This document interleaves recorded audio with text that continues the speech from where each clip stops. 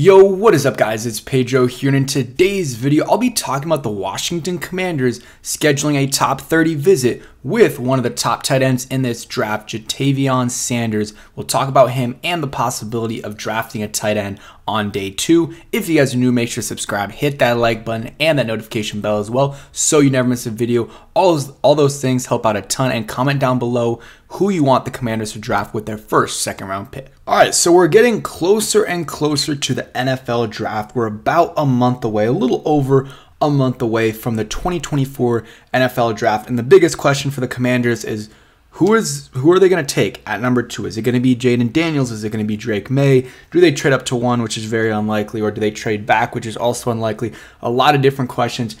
In reality, realistically, we're not going to know until draft day, until they turn in that card and Roger Goodell announces it. We're not going to know who they're going to take at 2, but they're requesting some visits or pre-draft visits, top 30 visits, I guess that's what they technically call them, with the prospects. And one of the guys that they reported last week was Ja'Tavion Sanders, who is a tight end out of Texas, probably the second best tight end in this class behind Georgia's Brock Bowers. He's super athletic, yards after catch guy. We're going to talk about him and kind of the different possibilities of who the Commanders could draft in the second round, positions, and other things as well. A lot of draft videos going to be coming up in the next few weeks before the draft comes. But yeah, this is a top 30 visit. People have problems with the names. Some people don't like the top 30 visits. Sometimes it's just called 30 visits. I don't know what the name is, but this is the name that they're, I'm going to say 30 visits, and they get 30 players that they can visit with. And a lot of times it doesn't mean they're super interested in a player. It could be, okay, let's see what their medicals are, or let's get him in the building and maybe we have some character concerns. Let's get him in the building, see what he's about.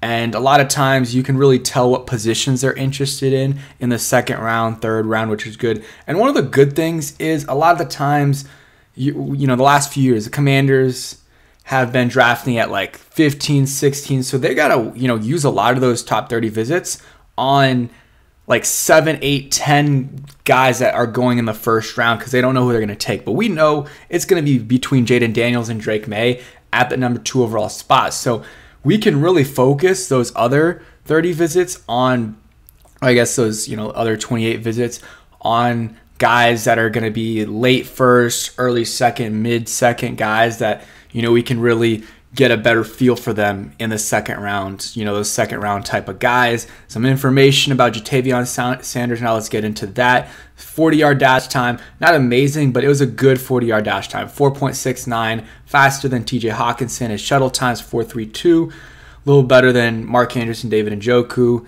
His 40-yard dash is 70th percentile, 10-yard split 81, and 63rd percentile shuttle time. So nothing insane, but good overall numbers for Ja'Tavion Sanders. Let's look at some of his stats. So 6'4", 243 pounds. So not a huge guy. I mean, obviously he's a big guy, but in terms of a tight end, it's not. I would say it's a little undersized. Usually they're like 6'5", 6'6", probably averages around 6'5".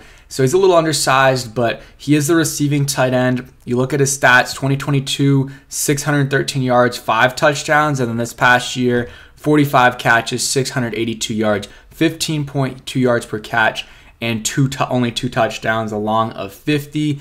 And yeah, I guess he returned 1 kickoff. I don't know what that was about. Probably just a squib kick or something. Yeah, he's 6'4", 243 pounds. And yeah, those numbers are solid. And the biggest thing here, 12 catches of 20-plus yards in 2023. That's got to be probably the highest, maybe just behind Brock Bowers for most 20-plus yards or 20-plus yard catches by tight ends.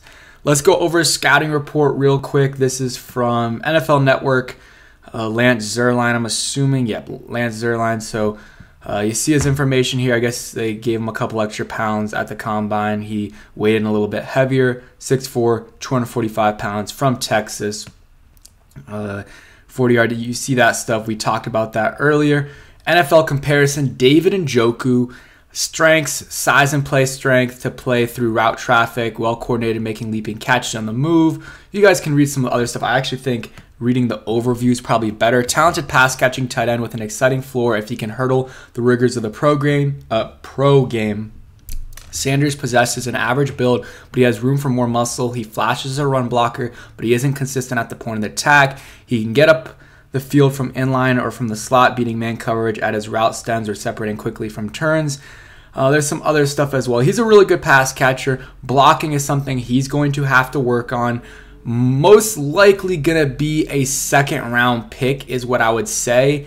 Yeah, mid-second to early third is what I would say. You know, some people think some people thought he was going to go first round. I don't think so, but I think a second-round pick is probably where I see him at, just because the tight end position isn't super important. So, you know, you can usually find a lot of these sleepers in the third, fourth, fifth round, like a George Kittle. I mean, Mike Andrews, I know he wasn't a first-round pick. I think he's a second-round pick. Travis Kelce wasn't a first-round pick. A lot of these guys that are really good aren't first-round picks, and you can find steals in the middle to late rounds.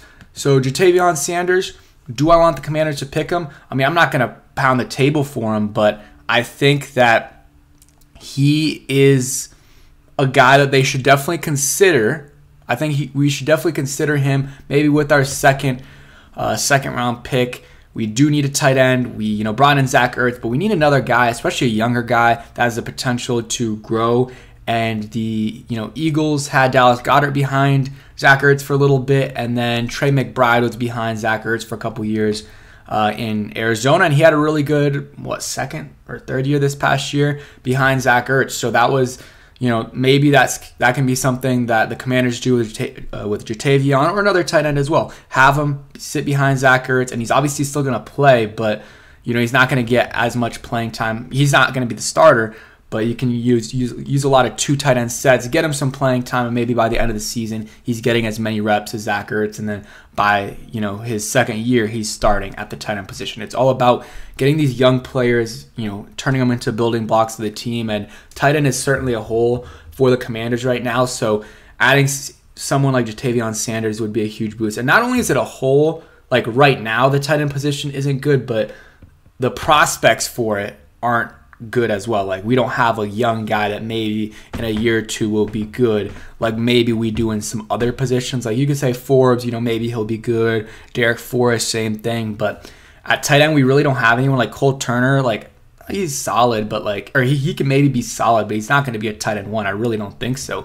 But Ja'Tavion Sanders has a chance to be a star in this league, or a Pro Bowl caliber tight end, and his comparison from Lance Zierlein was David Njoku. When I see that, I'm not going to lie, didn't watch any film on him. Just right before this, watched some highlights, and I remember him a little bit from when I was watching the Texas games, but not too much.